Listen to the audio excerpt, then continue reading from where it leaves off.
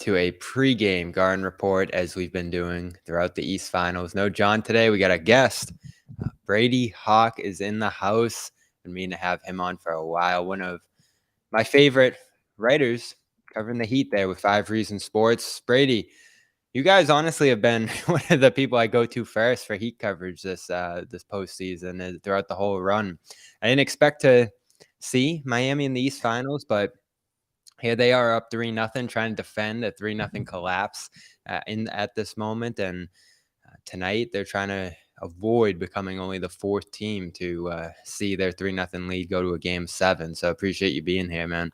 Yeah, appreciate it. Thank you for having me on. I don't think we thought we'd be here either necessarily. So how did it happen? I mean, what changed with this team where they're down with the lottery teams all year offensively, struggling to get into the playoffs, lose the first playing game, and then they're rolling through the Bucks, Knicks, and now the Celtics here with ridiculous shooting. I mean, through game 3, it felt like they were like around 50% from 3 and 50% from the mid-range. yeah, it's pretty much any logic that we knew from the regular season pretty much does not apply for the playoffs. Have we seen? Like everything has been a full out turnaround. Role players being up and down. All of a sudden now they're shooting incredible levels from 3, as we've seen on this entire run. We've seen the defense pick up. You see the fact that they don't have Tyler Hero, as we know, and they're still able to do this stuff like that. It's just been a complete turnaround in general, and they just been able to kind of it's not even find right matchups because they've had to go through the direct hit of this. Milwaukee, New York, and Boston. It's 3 very tough matchups. And they've been able to kind of power through. And a lot of that's been playoff Jimmy. And a lot of that's just been him, not only him scoring in the Milwaukee series, but also in the New York series. We saw him just reacting to the defense. If they were going to send a double, he was going to make the play, and their role players were hitting shots. So everything has revolved around Jimmy. So that's where we land in this Boston series. I feel like there's just so much focus on Jimmy Butler for it, specifically on Miami's side, just because he makes everything run on both sides of the ball, it seems, for the majority of the time. So it's been a really wild run, but we'll see what happens tonight because this could kind of tell the whole story for the entire run. Right, and that's been the turnaround, I think, for Boston is figuring out ways to guard him. They've done some interesting stuff against him that I think's been effective, whether using Robert Williams and Jason Tatum's had a lot of success guarding him later in this series. So I think that's been the key point for me is figuring out ways to slow him. And of course, a lot of the supporting cast around him has deteriorated. Caleb Martin aside, Gabe Vincent's injury is going to probably be the biggest factor here tonight, how he comes back from that, because he was just torching Celtics off of Jimmy, one of the great outlets he had out there. But they've sort of figured out the Bam pick and roll too, it seems like. Like they've really made it tough for him to get those point blank looks outside. A lot of these looks he's taken at this point are really difficult. They packed the paint. Like Boston has really packed the paint. It just feels like they made things really hard for Bam. I thought they've adjusted well, specifically.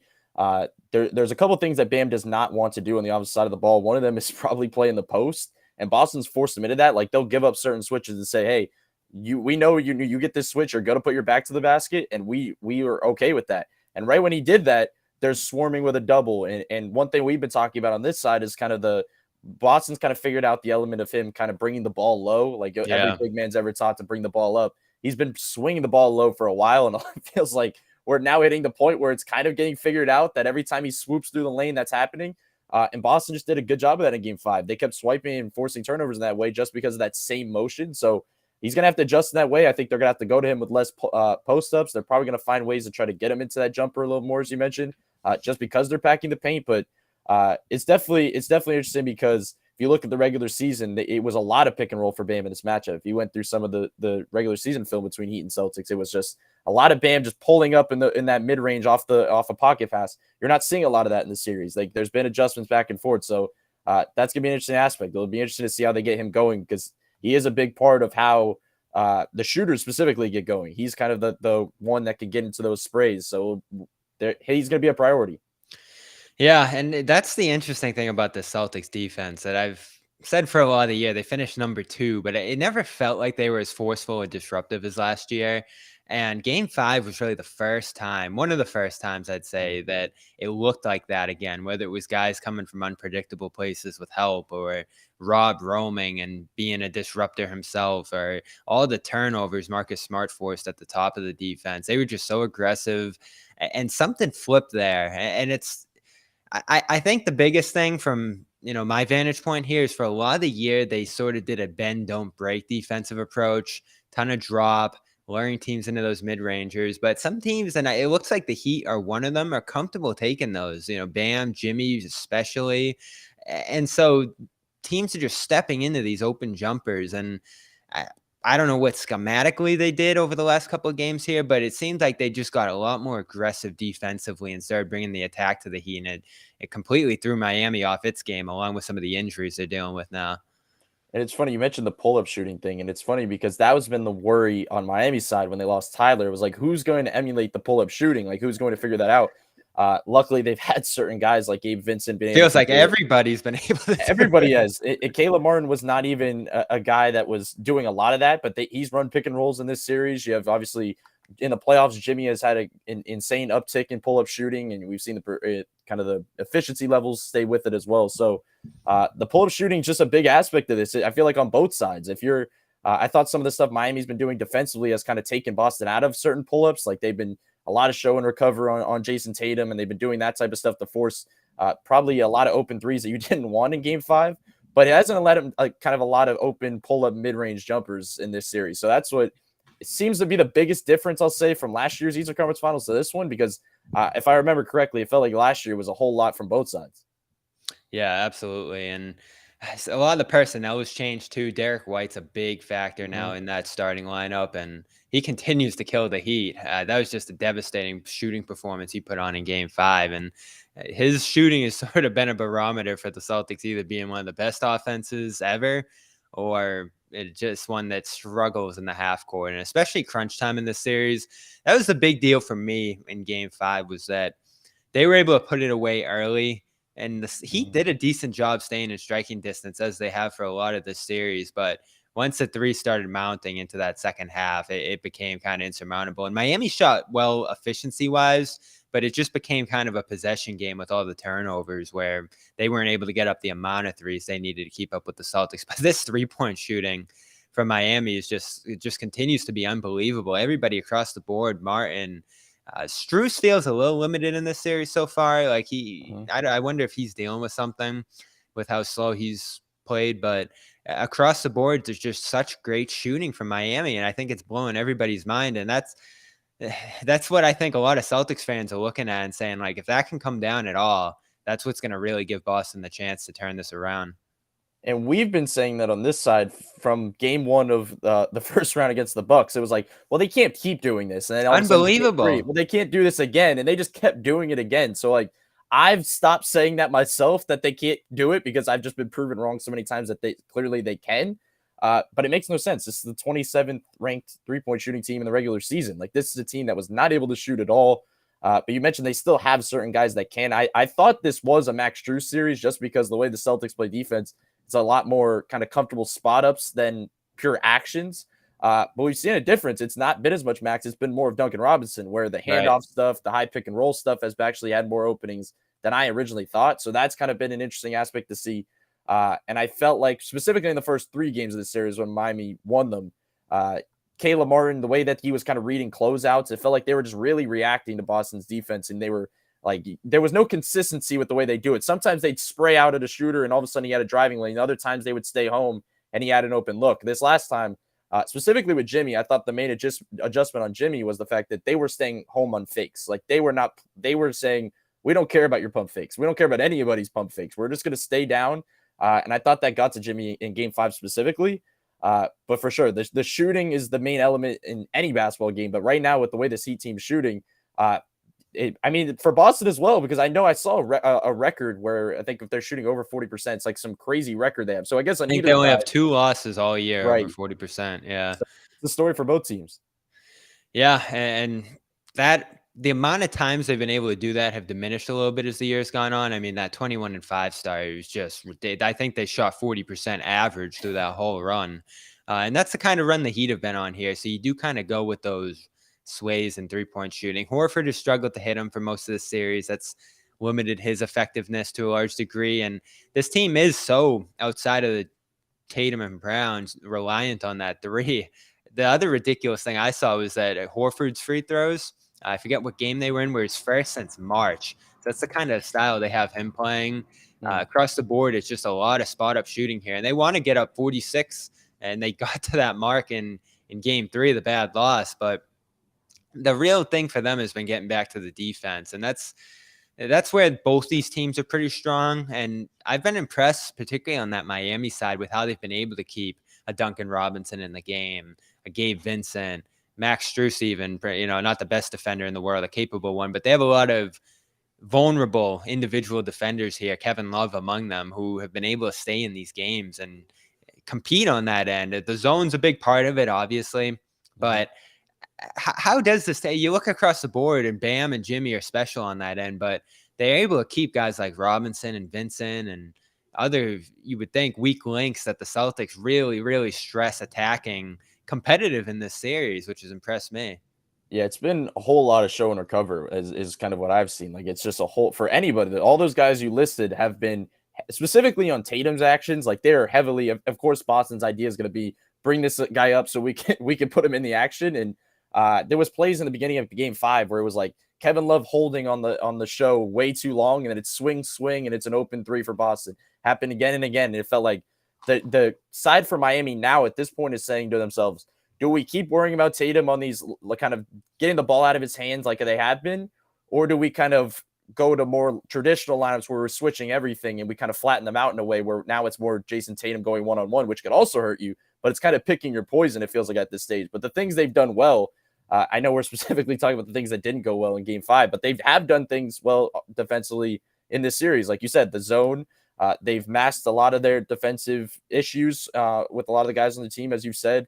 I thought the way they've thrown Jimmy and Caleb Martin specifically kind of just shifted them back and forth between Jaylen Brown and Jason Tatum. They're not letting them get comfortable. I thought the first couple of games of the series, like, it was any given possession, they were seeing a different defender. It was like, well, this guy defends this way, this guy defends this way. Well, you're not going to know which one's defending you on this given possession. And then all of a sudden, oh, wait, Bam's switching out. And then it was like they just kept throwing different wrinkles in the mix. So that's why I think now, for both teams, it's all hands on deck. Like, you have to just put out your final cards on the table right now, it feels like. And I feel like for Miami's side, it's probably going to be less show and recover. It's probably going to be more lineups that you switch a lot. You're probably going to see more Haywood Highsmith. So it's more so, I think, about giving them different looks. We'll see how they go about it tonight. Yeah, and a lot of that's going to be how healthy Vincent looks. The ankle's always so unpredictable. And that was the moment in this series when he went down with that where I said, this might actually turn around here, because he's been so critical for them on both ends there. Lowry really struggled in the spot start. I am interested if they throw a Highsmith in there, even throw a Martin off the bench. He's been so good in that spot, but they just need somebody in that spot if Vincent's not going to be able to play the heavy minutes with the starters. He'll probably start, I'd imagine, just to keep the groups intact. But if he's limited at all, they're probably going to have to get away from that. That's similar on the Boston end. I was over at shoot-around on the Boston side, and it didn't look like Brogdon was doing anything.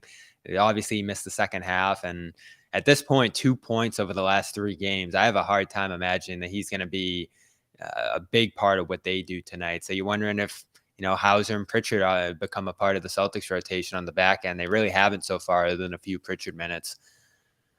I mean, that's kind of the adjustment. I think, would you lean Pritchard? I think that's kind of the expectation, it feels like, with a lot of the different ways that Miami could do it. But the other thing about it is we've seen Pritchard's a guy that Jimmy can get very comfortable against, as we know. Yeah. Like, we talk about the guys that Jason Tatum can go at Miami.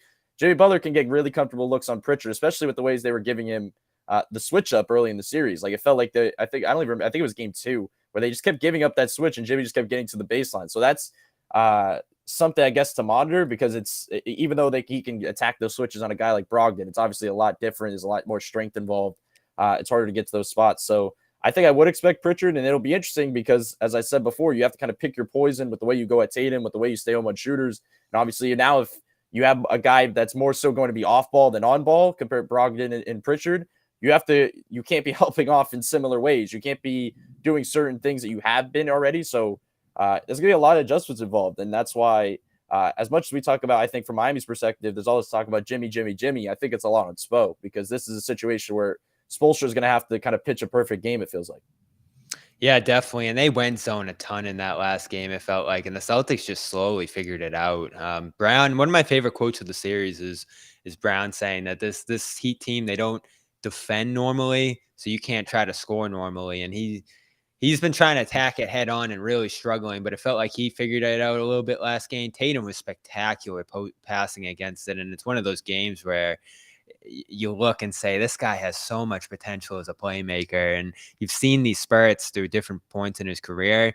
But other games, I mean, game 4, even a good win for the Celtics. He's dribbling against it again and again. And these smaller guys at the top of the zone just keep stripping the ball from him. So that's a big factor as well, is how the Celtics react to seeing that look a lot, or whether they see it less often, as you said, expecting the Heat to switch more and play a little bit more traditionally. In this one, that probably exposes some of the mismatches that the Celtics want to open up against. But sometimes I'm not always the most confident in the Celtics exposing those or even finding them sometimes. They're locked in from a playmaking perspective right now, but it feels like a lot of that's them drilling the zone, seeing it a lot, and now finally figuring it out.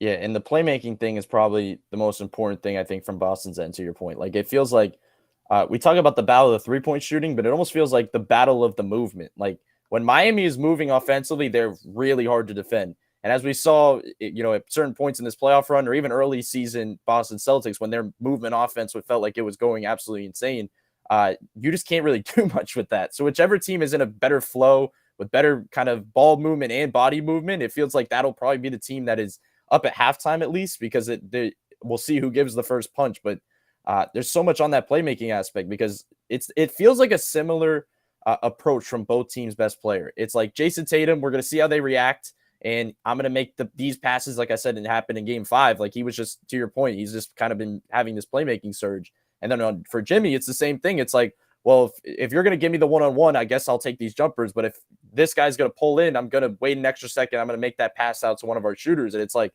if it is still the three-point shooting thing, but whoever can make those plays more is probably the team that's going to be in a better spot tonight.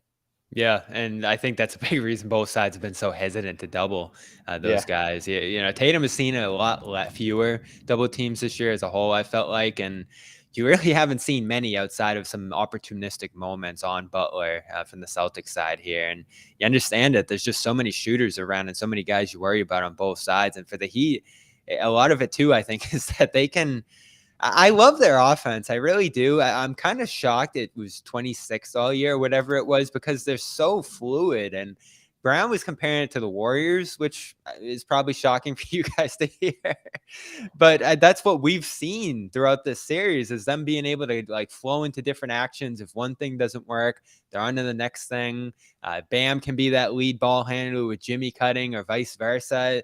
And then you have capable ball handlers and playmakers on the perimeter. Like, we've seen Martin do some stuff off the dribble. The Robinson stuff off the dribble is unimaginable. I know today he was like, yeah, this is probably the best you've seen publicly from me getting downhill.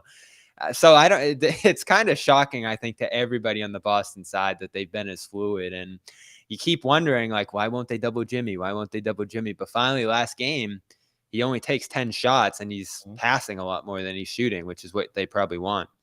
Yeah, that cannot be 10 shot attempts for Jimmy cannot be the case at this point in the season, especially at this point in the series. Looking into game 6, it's like that can never be the case. We always talked aggression all year or the past few years with Bam Adebayo, but it's like now if we're having that conversation for Jimmy, there's a bit of a problem. But I don't think there's as much worry, just because it's a known fact that Jimmy can get shots up, so there's not that much worry. But it has to still be the right shots. It's not like, okay, I shot 10 last game, so I better go double that and get up at least 20 tonight. It's like, no, you still need to get to the right shots.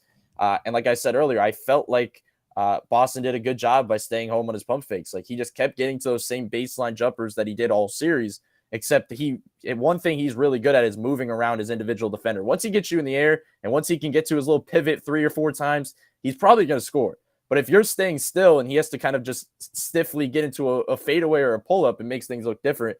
And then we obviously have seen the length factor, and we've seen different things they could do. So we'll see. I think a lot of it, we always talk about Jimmy and the stuff around the rim. I just think the mid range is probably what's going to open everything up even more. And I know we started here talking about the pull up shooting and stuff. If he can get into some mid range and pull ups and stuff, that's really good for their offense. If he can't, it's going to make things a little bit tougher.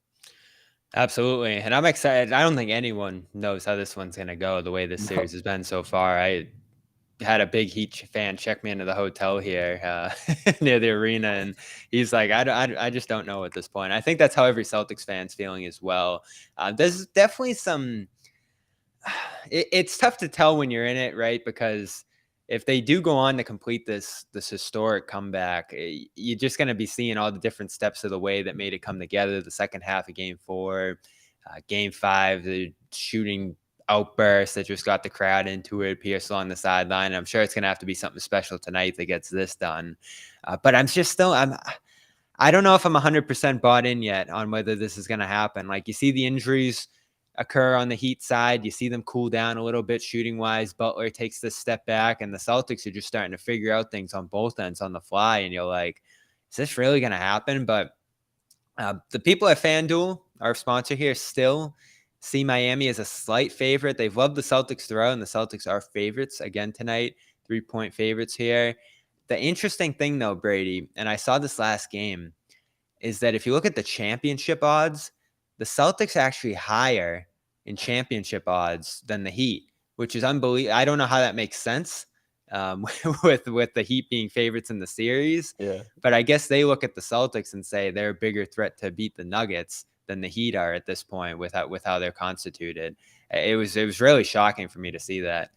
And I just think it's also, if it does get to a Game 7, Boston's going to be favored by a lot more than 1.5 points. So if it gets to that point, it's going to be a major spread probably. But it makes sense. I mean, I don't even think I have to go back and look at it. But every time I feel like I've seen Miami favored or underdogs, I don't feel like that's ever been like played out correctly. Like every time they're underdogs, they end up winning. And every time they're favorited, and I remember Game 4, they end up losing. So I don't know if that stuff's been exactly correct as we've seen. And I know the series started with Miami making the jokes about the 3% chance, and all of a sudden that was unbelievable. so the betting odds has not been it hasn't felt like it's leaned in either direction correctly. So we'll see what happens. Maybe they were right. If the Celtics come back down Right, 3-0, that 3% holds out. That even at like 3-0, it felt like the Celtics still had a solid chance on that. I think it's BPI or whatever with ESPN there. But of course, shout out to our friends at FanDuel. You can now get a no sweat first bet for people who haven't signed up yet, and they've been going for a couple months now in Massachusetts. $1,000 up to $1,000 back if your bet doesn't hit, up to $1,000. And again, go to their site, see all these great odds and information over there. It's a great, easy site to navigate. FanDuel.com/Boston. That's a no sweat first bet for up to $1,000. There's no better place to bet all the playoff action, and the only playoff action going on right now is the Heat and Celtics here. And again, up to $1,000 off your first back on your first bet. FanDuel.com/Boston, the official partner of the NBA. So we'll get you out of here, Brady. We'll both be heading over to the stadium in a little bit here, and I just want, like, is it going to be tight over there? I can just imagine there's a lot of anxiety on the Heat side right now with where they're at. And even though, you have Jimmy exuding confidence after last game, saying they're going to win this one, similar response to what he had after last game. I'm just imagining among the fans and maybe even a little bit in that locker room right now, it's like, are we really about to do? No one has ever collapsed up 3-0 in a series. And if they lose tonight, going back to Boston for a Game 7, which the atmosphere, I'm starting to imagine it right now, is going to be absolutely ridiculous on Memorial Day, 8:30. Are things a little tense and anxious on the Miami side, you think, right now?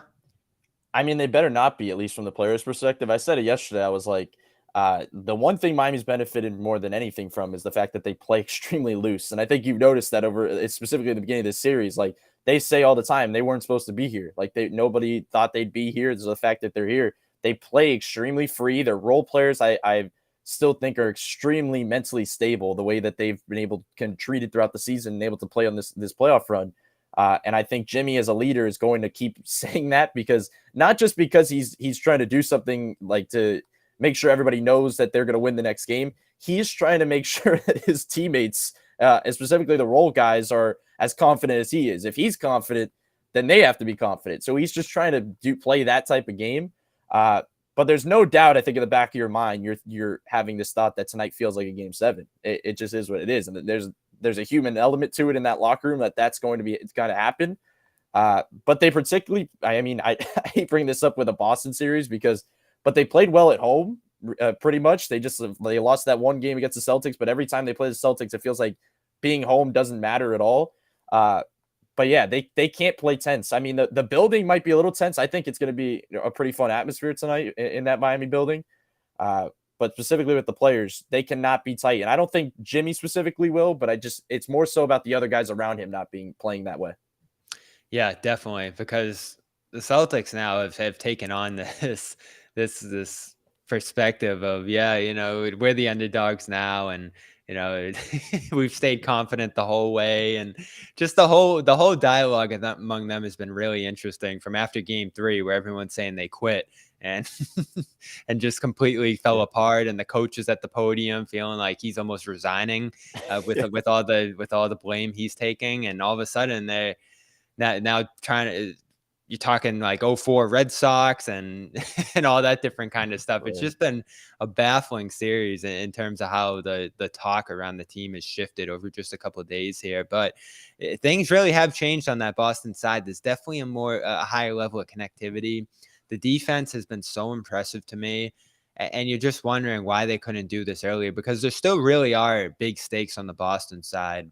I think for both teams now, and I don't think the Celtics are going to play anxious or tight in another elimination game. In fact, they've played their best basketball, and they've held every single team they've played in an elimination game so far, going back to last year, to under 100 points, which is hard to do in the NBA now. And they've done it for about 7-8 games, I think.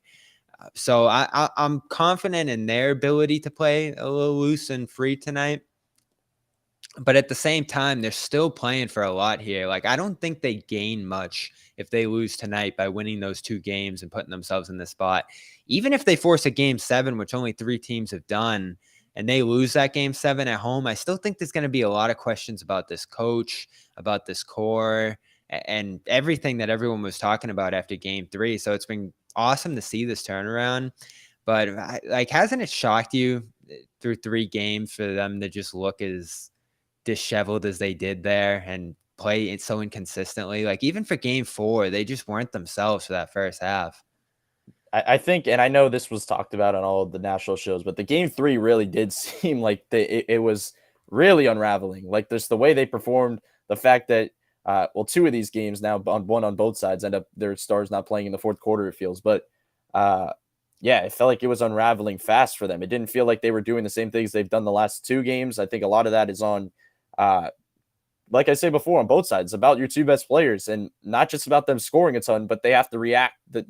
Your defense has to react to you to be able to get into the usual stuff. I didn't feel like Miami was overreacting to Tatum or Brown in the first 3 games of the series. I don't feel like they were kind of making their kind of imprint. And yeah, to your point, kind of the first half of game 4 as well. So it's been just an incredible run, but Miami's definitely in a weird scenario, because as much as we talk about kind of Boston pushing for history, and Miami's either going to be on one side of history. It's either going to be blowing a 3-0 lead or an 8 seeds ending up in the NBA Finals. So they can play this 2 different ways. They can play they need to get this done, or they can still have that underdog mentality because they weren't supposed to be here anyway. But it's going to be historical either way for this team. I don't know how much you get into the coaching, and obviously Spoelstra is going to get a ton of credit here, and Missoula is going to get a bunch of blame just due to their cachet and what they've accomplished at this point. Do you think Missoula, and obviously that's all you're hearing when the Celtics are down 3-0 is the Missoula blame game. From your perspective, do you think a lot of this has been on him in terms of his coaching in this series, in terms of the game plans Boston has put out there? Like, is it fair to put a lot of this focus on him? Because that's obviously a lot of what we're going to do on this side. I mean, I don't think I think it is fair. I think specifically after seeing what you saw in the first 3 games of the series, I just don't. And I know as a coach, he just put everything on him after that game 3, but it's definitely this was not all on him. Like, this is the UK, as we could talk about kind of the way these certain guys have played better throughout the series. You cannot forget about those first 3 games. And I don't think those first 3 games were totally on him. I think you need your best players to be your best players. And I don't think they were in those first 3 games. So they didn't put themselves in the greatest spot. And of course, an interim coach, that's a guy that's probably going to get a lot of the heat. Even as you said, this is going to be the hot topic throughout the offseason as well. But it's definitely not all on him, in my opinion. I'm not somebody that thinks it's because I thought he's actually, after that point, has made some good adjustments. I thought he's done some decent things to Miami to get him out of what they like. So we, as much as we're going to notice the stuff he didn't do, we also have to note the stuff that he has done. And if we're going to go back to the stuff that went wrong, it's a lot on the players as much as it was on the coach. Yes, and on a very basic level, the one thing everyone can't stand with him in Boston is the timeouts. They were flying Yeah, in correct. Game 5. That I was don't think sarcastic, right? I don't think you let a lead get below 15 last game as they started flying around. And again, that's him adapting. I think a lot of it's coming from the players and feedback for toward him too. And at the end of the day, he did enter the spot in a very, very difficult position. I think he will be under enormous fire if they end up losing tonight once again. Mhm. But there's progress, and I do think even the fans have looked at it a little and given him the nod, like, "All right, Joe, you know, it's starting to turn a little bit here." From a Miami perspective, and this is my last question from you: what is at stake for them? You think? Um, of course, I'd have to imagine there'd be some consequences if they blow a 3-0 lead here, despite this run being unexpected and admirable. It wasn't a great season for this group, and I still think they're probably searching for something bigger, especially for this Jimmy and Bam core, to be able to actually contend for a championship. Because even if they do end up escaping from the series, they probably will be significant underdogs to a really, really good Denver team that's just hitting its stride right now. But as far as this series goes, if they're not able to close this out, what could you see the fallout from that being? I think it's a lot of building around Jimmy and Bam. Pretty much the conversation we had at the end of the regular season. This is this doesn't. I don't think it changes much. Even if they win this game tonight, let's just hypothetically say they win and they move on to the NBA Finals. I still think they're looking at it like that. They have to make certain moves to help uh, kind of their top guys on this team. I think there's certain moves out there that they're going to focus on. The interesting thing, I think, from their perspective, and this is really getting down into it, but the Max Strus and Gabe Vincent contracts. Do you it's been a lot of talk about bringing one of them back, but if you end up winning an NBA championship, they probably say whatever, we bring both back because they've been good on this run. But other than that, you're kind of having to make those decisions as well. So you're already seeing changes. And I think they know either way that they still need certain guys. Just because you picked up Kevin Love on a buyout market mid-season doesn't save your front court moving forward throughout the next few seasons. So there's certain moves that they're going to have to make either way, in my opinion. I don't think tonight really changes that. I think they know what they have to do with this roster. But for now, this roster has gotten them to a pretty interesting point. An 8 seed getting to 1 game away from NBA Finals. We could talk about the Celtics making this historic comeback or not. They got to this point. They still have a chance to win the series, obviously. So we can't talk about that yet. We'll save that for the offseason. But for now, they have to focus on this roster. And those guys are going to be kind of very important. Some of the guys we're mentioning about talking about trade-wise or signing-wise are going to be important tonight. Brady's been great throughout this run, been following his coverage, been following 5 Reasons Sports throughout as well. I got to hand it to you guys. You've really done a great job. And, you know, you're always looking for good heat coverage. It's not one of those teams that's as extensively covered as the Celtics here. And, you know, you guys all do a great job there. I've been following throughout the run. So go, if you don't follow them, check them out at Brady Hawk 305 for Brady specifically. And, of course, at 5 Reasons Sports. Over there on Twitter. Brady, appreciate your time here. I'll see you over at the arena. For sure. Thank you for having me on. All right. And for all of you, thanks for joining us here this afternoon. Of course, want to give a big shout out to Athletic Greens, athleticgreens.com/garden. You know them. Get up in the morning, get your water, your glass of water. You're going to have that anyway. You want to stay hydrated, but you also want to get all your vitamins, minerals, adaptogens, probiotics, and more. And this is one-stop shop for all of that. You can go get these things in different places, but to have it all in one scoop each morning that has a great tropical flavor that gives you that little burst of energy you need. You know, we all have our cup of coffee, but this is a little more natural. This is kind of giving you the ingredients of good energy and good health.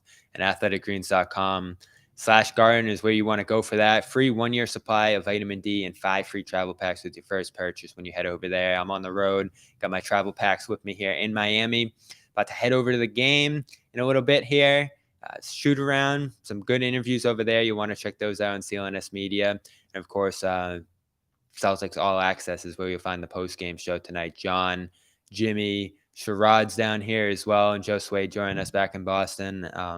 We'll all be there tonight, whether it's the end of the season or about to be a Game 7 for only the 4th time in NBA history. I looked today, 2003 was the last time there was a Game 7 for a team that was down 3-0, and I'm already starting to imagine what the Garden's going to look like on Monday night if it happens. And I've, of course, become a believer in what's going on here. Vincent coming back is interesting. Like, if he was sitting, be a lot more confident. I think there'd be a lot less uncertainty about what tonight's going to look like. But if he plays well, I do think Miami has a chance here tonight to close this out. He's going to be a major factor, so we'll keep an eye on him. Brogdon as well did not shoot from what I saw at shoot around.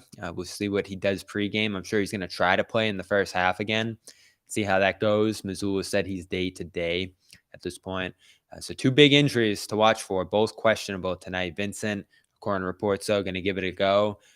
Thanks again to everybody. Appreciate you joining us here for a spontaneous preview show. We'll continue to try to have these ahead of games and in between games as well. Thanks to Brady for joining us. Again, 5 Reasons Sports, and check out FanDuel, fanduel.com/Boston for a no sweat bet up to $1,000. I'm Bobby Manning down here in Miami. Thanks to everybody in the chat. Thanks to the super chat contributors. You guys are much appreciated. And we will see you later tonight.